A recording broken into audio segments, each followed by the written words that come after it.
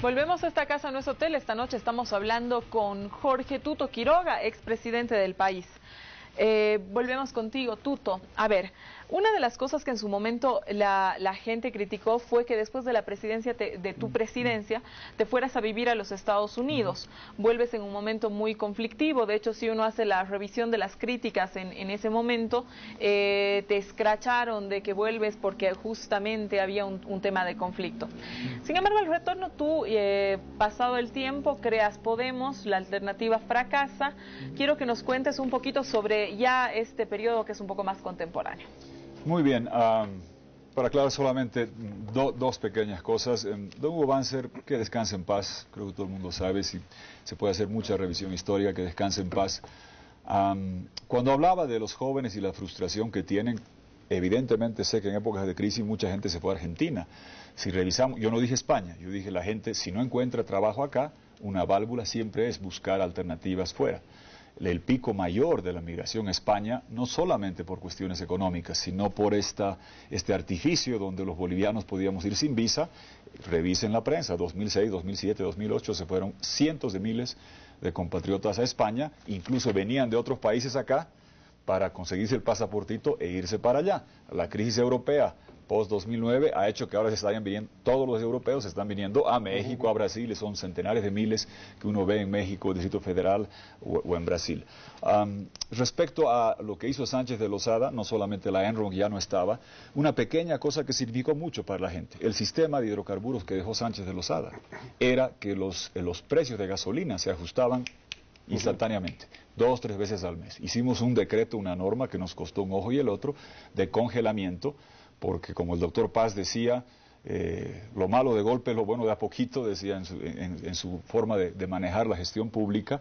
Hicimos un sistema de congelamiento para que no siga en medio de la crisis golpeando el bolsillo de las personas. Bajó el precio del petróleo, nos permitió eso hacerlo con claridad, fuimos duramente criticados. Después, a ver, cuando uno concluye la gestión, no había reelección, y yo no escuché cantos de sirena. Creo que salió, ¿cómo se llamaba este juez célebre que había en La Paz? Alberto Costa Obregón. Salió a decir, esto no sirve, que se quede Quiroga, que lo está haciendo bien, y hagamos una asamblea constituyente. Mucho antes que el MAS agarre esas banderas, empezó Costa Obregón justamente con eso. Y no falta alguien que te diga, caramba. Las de tierras bajas. Sí, y no falta alguien que te dice, caramba, qué buena idea, suena bien la cosa. No, yo creo firmemente que si las reglas nunca uno debe cambiarlas para beneficiar a sí mismo. Uno debe buscar, si va a cambiar reglas, que beneficien a otros y no a uno, porque si no uno pierde la credibilidad para llevar esto adelante. Había 5 años, yo creo que cuando uno está en la agenda pública todos los días, no había reelección. Es bueno dejar que la gente descanse de uno también. Si está uno todos los días en función pública, hasta se deben agotar de uno. Fui un año a un centro, al Woodrow Wilson, un centro de Woodrow Wilson. Tenía otro año en una universidad, un compromiso académico, y después, a medio de eso, volví acá, porque estaba claro de que los eventos estaban precipitando por la debacle de Sánchez de Lozada y todo lo que ocurría, y tenía una preocupación por todo eso. ¿Qué hicimos? A ver, está bien, se puede juzgar que lo que hicimos, que podemos hacer una alianza. Era el Partido Demócrata Cristiano, el mismo de ahora, con varias agrupaciones regionales que se hizo como alianza. Salimos segundos en la asamblea y honré el voto. A mí me decían, este señor se va a ir, honré el voto todos los días. Y era frustrante ver que el 2005, 2006 nos fragmentaron la votación. Muchos que después pedían unidad nos fragmentaban la votación, negociaban todo el tiempo con el movimiento al socialismo. Ahora se decepcionaron, los despidieron, no lo sé. Ahora dice que son oposición. Muchos de los que estuvieron junto al movimiento al socialismo negociando en todas estas instancias, lo que era muy frustrante, pero llevamos eso adelante. Y era muy duro, nos hacían cercos. Nos golpeaban a las mujeres parlamentarias en la Plaza Murillo, en la Calancha mataron gente joven que estaba protestando legítimamente, llevaron la asamblea a Oruro, asambleístas míos tuvieron que salir escapando por sus vidas porque los iban a linchar. Era profundamente antidemocrático, dinamitaron el Tribunal Constitucional, se agredía a la prensa. Y el tema de fondo del gobierno era un proyecto de constitución abusivo, totalitario y autoritario. ¿Qué pasó? Después de todos los abusos que cometieron, por mediación internacional se llegó al Congreso. Don Evo Morales dijo, No se va a cambiar ni una coma. Tuvo razón, no se cambiaron las comas, pero se cambiaron 147 artículos para garantizar autonomía con Asamblea Legislativa, para garantizar las concesiones de radio y televisión que todas iban a expirar en un año, para garantizar las cooperativas de servicio de agua potable, de electricidad, de telecomunicaciones, para garantizar los colegios de convenio, Fe y Alegría, La Salle, colegios que educan a nuestros hijos. En el proyecto de la Calancha no había nada de esto, se repuso todo ello, incluyendo, para beneficio de la prensa libre, piedra angular de la democracia, la ley de imprenta codificada en la Constitución, con autorregulación, que es lo que incomoda al gobierno ahora en este momento. Y uno de los cambios que se hizo fue este pequeño cambiecito, que hoy pretendemos siempre evitar, disposiciones transitorias, no sé si se puede cámara, por favor. Acercar, disposición transitoria, primera, enfóqueme aquí en la parte 2, Romano 2, dice: los mandatos anteriores a la vigencia de esta Constitución serán tomados en cuenta a los efectos del cómputo de los nuevos periodos de funciones. Firmado Evo Morales Ayma, promulgada 7 de febrero del 2009. Un papel, va el segundo.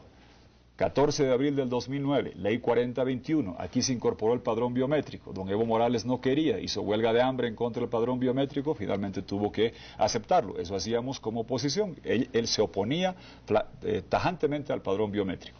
¿Qué dice el artículo 25? Que en aplicación a la disposición transitoria primera de la Constitución, esta de aquí que acabo de mostrar, se computará como 25, Romano 2A, se computará como primer periodo el mandato vigente a tiempo de la promulgación, que ya había sido promulgada en febrero, firmado Evo Morales Ayma con todo el gabinete. Informe de la OEA de observación electoral, hablaba sobre los cambios que se hizo a la Constitución que propiciamos en el Congreso, y claramente se lo dejó establecido de esa manera. Y si me permiten solamente 25 segundos, quiero hacerle un spot a don Evo Morales. Cuando había todo esto, ¿por qué estoy señalando esto? Porque esta es una cláusula cuya violación es letal para el Estado de Derecho, y se la está violando. Y ahora nos prohíben proclamaciones, nos prohíben hacer toda una serie de cosas, y está inhabilitado don Evo Morales porque violando lo que firmó en la Constitución, lo que firmó en la ley, y violando lo que le dijo al país. Esto es 21 de octubre de 2008, nos querían linchar todos los que estaban acá con acciones de fuerza que ellos traen. Aquí está Evo Morales, escuchémoslo, 25 segundos, habló 20 minutos, aquí están 20 segundos. Quiero que sepan, por la unidad del país, por la nueva constitución política del Estado boliviano, la propuesta que hicieron dos constituyentes bajo el pedido de los movimientos sociales, como dos elecciones inmediatas para Evo Morales, yo renuncié, hermanas y hermanos, por la unidad del país, por este proceso de cambio. Quiero que sepan, hermanas y hermanos, hoy día está en los periódicos, Evo no es ambicioso, Evo no tiene intereses. Bueno, ¿qué pasó? Ahí fue. ¿Qué muestra eso? Que hacia futuro el gobierno se quiere perpetuar violando lo que firmó, lo que promulgó, lo que informó la OEA, Misión de Observación Electoral, lo que votamos los bolivianos en enero de 2009, para enquistarse en el poder, desaprovechar la bonanza, seguir el despilfarro, seguir la corrupción, que reine el narcotráfico, la criminalidad, los pandilleros, los cogoteros, la delincuencia que tiene con el Jesús en la boca a las familias bolivianas, porque mucho de esto alimentado por la cocaína que viene del Chapare, y finalmente que se acabe la democracia. Yo no tengo duda alguna que si el presidente Morales, que ha violado esta promesa, logra la reelección, estilo lo que hizo Fujimori en el 2000, con la interpretación que recién ahora va a empezar el segundo mandato, que es un flagrante engaño, va a buscar después la receta ecuatoriana, de que no se limite las reelecciones y quedarse para siempre, conculcar la democracia, acabar con la libertad de expresión, acabar con que el que piensa diferente tenga derecho a estar en su país sin miedo a que lo exilien o lo encierren. Eso es lo que está en juego, y yo quiero para nuestros jóvenes, que sienten que la bonanza es pasajera, que sientan que hay futuro, que no se va a despilfarrar ni que se va a ir por la borda, que va a haber democracia con justicia y libertad, no la persecución y la extorsión, y que va a haber seguridad y tranquilidad para las familias y no narcotráfico y delincuencia. Manuel, vámonos contigo. Nos hemos desfasado un poquitito. Yo quería hablar un poco del escenario del momento. Hemos hablado de toda la propuesta futura y la crítica de Tuto Quiroga, pero quiero volver contigo a que nos vamos a hablar de un escenario. Esperemos que el tribunal no considere lo que acaba de decir Tuto Quiroga un meeting y lo sancione por incumplir la normativa. No creo, son varias cosas, a no ser que ustedes voten por mí, no se creo. Sabe. Pero Son varias cosas, ¿no? Entonces me voy a tomar un poco de tiempo. No está bien, digamos, endilgarle a personajes como Costa Obregón ser los pioneros de la Asamblea Constituyente. La demanda tiene origen, como decía Susana, en los pueblos indígenas de tierras bajas, ¿no? Sí, sí, Otra cosa es que Costa Obregón, en su intento de ser el outsider triunfador, haya agarrado cualquier cosa. Segundo, en la recapitulación que haces de la Calancha y demás cosas, también sería interesante, digamos, para terminar de ver el mapa total de lo que fue ese periodo, la recapitulación de tremendos hechos de violencia de parte de los que querían bloquear, subvertir y sabotear el proceso constituyente. 25 de mayo de 2008 en Sucre, ¿no? La humillación de los campesinos, el recorrido desnudos delante de la Casa de la Libertad, donde están sindicados o estuvieron sindicados algunos connotados senadores de Podemos entonces. Un apunte más. ¿Quién? Perdón, disculpa. Fernando Rodríguez. Mentira, no está. Eso Claro, está, por favor. Estaba en el proceso, yo te pido, y estaba en el documental, perdona, y estaba en el documental de César Brí, que se puede ver, que se llama... Trae el documental. Se puede ver Humillados y Ofendidos. A mí hágame todos los juicios, pero por favor, Fernando Rodríguez hizo todo lo contrario. Es que yo no sabía que era debate, pero es que no puedes levantar el nombre de una persona cuando no responde a la verdad. Ahora mismo. Muy bien. Humillados y Ofendidos en YouTube. No, Fernando Rodríguez te estoy diciendo. Sí, está ahí. Tú puedes verlo en las imágenes del documental. Por supuesto que es verdad. Se lo ve arengando a los universitarios en el documental de Brí. Perdón, pero permíteme dos segundos porque has manchado la honra de una persona que ha hecho un buen trabajo. Yo estaba con él en Sucre, era 24, no era 25. Veamos el documental. En la mañana en el estadio, él va y salva a los soldados de que los mancillen. Quedamos para en la tarde en la plaza, él no estaba. No me interrumpas más, yo no te he interrumpido. ¿Vale? Entonces, pero no mancilles nombres falsamente. Pero te estoy dando la referencia, podemos verlo juntos y ahí sí sale. Si es en la plaza, cuando están los campesinos, él no estaba. En el estadio animando a los universitarios. No, estaba protegiendo a los militares. Perdóname. Vale, lo segundo, digamos, ¿no? Es interesante, siempre, digamos, ese apego a un lenguaje épico que tienes de confrontación entre David y Goliat. Por ejemplo, la entrevista con Mary Vaca de 2008 en La Razón se titulaba "Si me tengo que enterrar para que no entierren al país, firmo 3 veces". Entonces, es curioso porque en esa entrevista ahora has obviado una parte, digamos, como muy polémica de la época de Podemos. En la entrevista tú apuntas como un éxito, la entrevista es del 24 de agosto de 2008, apuntas como un éxito una cosa que ya había recibido muchas críticas de la oposición, que era el impulso fundamental que dieron para que se haga el revocatorio. De hecho, decías que había sido una decisión tan acertada que el MAS cayó en el error, cayó en la trampa y perdió 6 meses. Yo creo que el error fue lógicamente de Podemos, porque eso fagocitó la iniciativa, creó una polémica muy dura con los prefectos e incluso, como reconoces en esa entrevista, fuertes deserciones. Habría que dar, digamos, una vuelta a que probablemente ahí se agudizaron las tensiones regionales y, digamos, centrales de Podemos con una muy mala decisión política como fue el revocatorio. Por otro lado, leyendo el programa de Podemos es como muy interesante, ¿no? Porque ahí rubricas esa idea bastante edulcorada que tienes de tu gobierno como una cosa ajena casi a la democracia pactada. En la página 4 del programa de Podemos, que se presentó a las elecciones del 2005, decías que era necesario, para crear más oportunidades para la gente, para los pobres y para el pueblo, cerrar la era gonista que dominó el país los últimos 15 años. Esa última frase es entre comillas. Es como muy divertido porque tú eras parte de esos 15 años donde, como ya comentábamos, no hubo modificaciones sustanciales a lo que uno conoce como era gonista. Pero en la página 13 del programa de Podemos apuntas una cosa que no ha salido ahora, porque hemos hablado solo de la parte económica del gobierno de Podemos, cuando tuvo un alto costo, sobre todo, el gobierno de Banzer Quiroga, cuando sobre todo Banzer tuvo un altísimo costo en términos sociales por una represión muy dura. En la página 13 apuntas una cosa muy curiosa, el programa de Podemos, no tú, que dice: también conocidos delincuentes y estafadores y gente procesada fueron encarcelados o separados del Parlamento. Es una referencia velada a Evo Morales, ¿no? Conocidos delincuentes y estafadores que fueron separados del Parlamento. Lo curioso es que hace muy pocos días en El Deber tú le decías a Marcelo Tedeschi que Evo Morales era un meritorio luchador sindical y retomabas la tesis de que estaba engañado por el entorno. En todo caso, digamos, yo creo que Podemos fue el último intento de la democracia pactada, con uno de los mejores de sus hombres, para intentar contener lo que ya era inevitable, el desborde por la escasa representatividad de las instituciones de ese régimen. Y no habría que dejar de hablar de ese momento culmen, digamos, de tensión, como digo, regional y central, con el revocatorio. Y con esto termino. Yo creo que ese elemento puede dificultar mucho que tú seas una figura alrededor de la cual se teja la unidad, porque no es difícil de ver las declaraciones del momento de gente como Rubén Costas, o incluso en esa entrevista con Mary Vaca, palabras tuyas contra los prefectos de Beni, Cochabamba y Santa Cruz. Entonces eso dificultaría un escenario actual de articular la unidad en torno a ti. Mi pregunta en realidad va a esto último que dijo el Manuel. En realidad, ¿tú crees que dificultaría la unidad?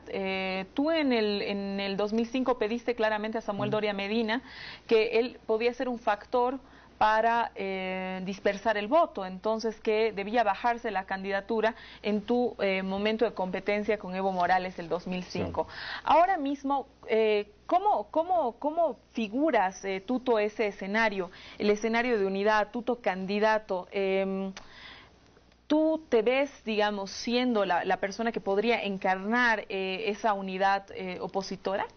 Muy bien. A ver, primero, y pido disculpas porque yo tengo la costumbre, yo me defiendo con tranquilidad, pero cuando te conozco una persona tan decente, tan buen amigo como Fernando Rodríguez, me duele. Yo les pido, manden la cámara mañana, revisen esas imágenes. Era 24 de mayo, él va al estadio, los militares le agradecen que él evita que la gente agreda a los militares. Él nunca ha sido incluido en el juicio de racismo, donde desnudan a gente en la tarde, cuando él ya no estaba. En la mañana va al estadio y protege a los militares, y me consta que le agradecen los militares.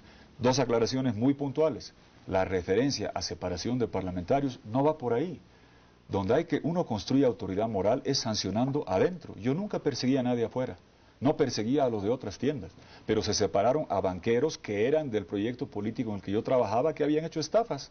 Consta, la separación del señor Landívar viene en esa época del Congreso. El doctor Valle viene separado en esa época, una lista de pero 8, no estaba en la Asamblea de 8 Valle, nombres. ¿no? Estaba, ¿perdón? Prefecto Valle. No, era diputado, ya no, no era pero prefecto. por los hechos de prefecto, digo, ¿no? ¿Perdón? Por los hechos de corrupción Así de es, prefecto. pero tenía inmunidad parlamentaria, y se le separa la inmunidad parlamentaria, y se abre el proceso que hace el prefecto, que se va quedando. Entonces yo cuando digo algo, lo digo claro, no hago las alusiones. Y finalmente en el tema de que el revocatorio que se hizo, ¿cuál era la alternativa? El MAS quería aprobar por decreto, y intentan hacer en febrero de 2008, antes de trasladar a la Calancha, convocan a que se apruebe el texto de la Calancha, que hubiera sido la debacle. Mi responsabilidad opositora era usar todos los instrumentos políticos para evitar que se ponga en vigencia un texto que enterraba la autonomía, que enterraba la libertad de expresión, que acababa con las cooperativas, que acababa con los colegios de convenio y que daba las reelecciones indefinidas a perpetuidad. Así lo hicimos. Otros se reunieron con el gobierno y firmaron documentos, otros diciendo que se vote ese texto. Y yo estaba consciente que en ese momento el texto, si hubiera dicho, se acaba la ley de la gravedad, se hubiera votado, porque sabemos bien que se vota muchas veces por consigna, muy poca gente lo hace con análisis. Y se cumplió el objetivo, gracias en gran medida a que los eventos, sobre todo de porvenir, lo que pasa con Leopoldo Fernández, traen mediación internacional. Y ahí es con mediación internacional que se salva la autonomía, las concesiones de radio y televisión, la libre expresión, los colegios de convenio, y se limita a las reelecciones. Y don Evo Morales así lo anuncia, y eso es lo que ahora está violando. Hacia adelante, ¿qué es lo que me preocupa a mí? Hay gente que está con legítimo derecho buscando esto, y hay proyectos que buscan unir dirigentes para dividir curules.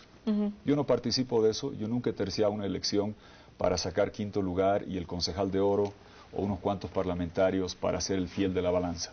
Es legítimo, no lo desconozco, no es mi interés. Yo quiero un gobierno distinto, con un presidente diferente para los 3 temas centrales que tenemos por delante.